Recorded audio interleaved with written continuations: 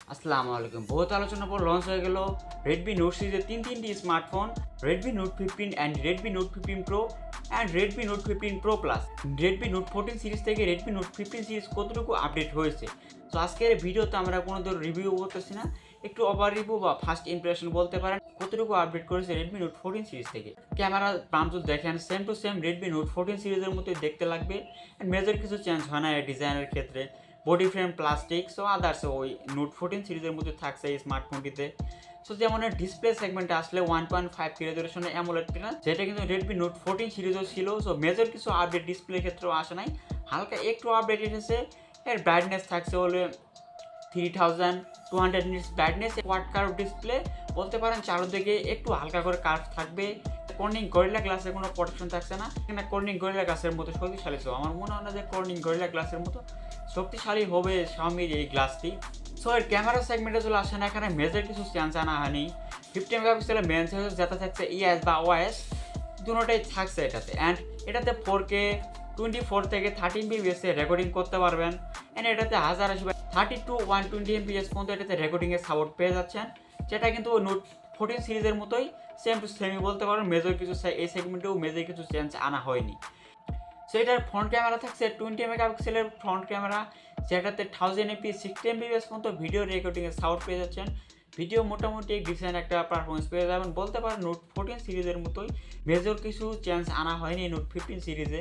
So আগে যখন Redmi note series স্মার্টফোনগুলো launch হতো, সো গ্লোবাল মার্কেট বলুন, চাইনিজ মার্কেটের ক্ষেত্রে বলুন বা আদার যে রিজনের ক্ষেত্রে বলুন, বেশ একটা হাইপ থাকতো রেডমি নোট সিরিজের ফোনগুলো। বেশ পয়সা অসুর ফোন হয়ে কম বাজেটের ভিতরে ভালো একটা স্পেক্স থাকবে, যেটা ফোন ইউজ করে ইউজাররা বেশ একটা ভালো একটা এক্সপিরিয়েন্স পেয়ে যাবে। এই ক্ষেত্রে রেডমি নোট সিরিজের ফোনগুলো বেশ অনেকেই ইউজ করেছে। সো আমিও রেডমি নোট সিরিজের ফোন আগে ইউজ করতাম, নোট 11 5G, সেটা কিন্তু বেশ এখনও ভালো পারফরমেন্স প্রোভাইড করতে থাকে। যেহেতু এই ফোনের ডিসপ্লেটা একটু নষ্ট হয়ে গেছে, এই কারণে এই ডিভাইসটি থেকে আমি বেশ ভালো পারফরমেন্স পেয়েছি, এক্সপিরিয়েন্সও বেশ ভালো হয়েছে, ব্যাটারি ব্যাকআপও খুব ভালো হয়েছে নোট সিরিজের ফোনগুলো থেকে। সেখন জানি কেন রেডমি নোট সিরিজের ফোনগুলো আগের মতো আপডেট হচ্ছে না। আমার মনে হয় তারা নোট সিরিজ বাদ দিয়ে রেডমি যে টার্বো সিরিজের ফোনগুলো আছে তারা ওখানে ফোকাস করতেছে। রিসেন্টলি রেডমি টার্বো 4 স্মার্টফোন কিন্তু বেশ গ্লোবাল মার্কেটের ক্ষেত্রে বলুন বা চাইনিজ মার্কেট বা আদার্স যে রিজনের কথা বলুন, এদিকে কিন্তু বেশ ভালো সাড়া ফেলেছে রেডমি টার্বো 4 স্মার্টফোনটি। ওভারঅল বলতে গেলে রেডমি নোট সিরিজের ফোনগুলোতে বেশ মেজর কিছু একটা আপডেট হয়নি। এর প্রসেসর সেগমেন্টে আসলে দেখতে পারবেন হালকা একটু মেজর চেঞ্জ নেওয়া রয়েছে। যেমন রেডমি নোট 14 প্রো প্লাসে এটাতে মিডিয়াটেক ডায়মেনসিটি 7300 একটা প্রসেসর ছিল, যেটাও কিন্তু একটা 4 ন্যানোমিটার প্রসেসর ছিল। রেডমি নোট 15 প্রোতে এটাতে রয়েছে মিডিয়াটেক ডায়মেনসিটি 7400 একটা প্রসেসর, এটাও কিন্তু 4 ন্যানোমিটার একটা প্রসেসর। হালকা কিছু বলতে পারেন 7300 থেকে কতটুকু ফাস্টার বা কতটুকু এগিয়ে রয়েছে বলতে পারেন 8 থেকে 10% মেজর, এতটুকুই চেঞ্জ, এতটুকুই একটু আপডেট বলতে পারেন এর প্রসেসর সেগমেন্টের ক্ষেত্রে। LPDDR4X। এখন আপনাদের যে বলি এই LPDDR4X র্যামটা রেডমি নোট 10 এ দিয়েছিল। স্টোরেজ রয়েছে 256GB, এখানেও থাকছে UFS 2.2, যেটা কিন্তু বলতে পারেন রেডমি নোট 10 সিরিজ থেকে এখানে ইউজ করা হচ্ছে। সেখানে একটু আপডেট করার প্রয়োজন ছিল।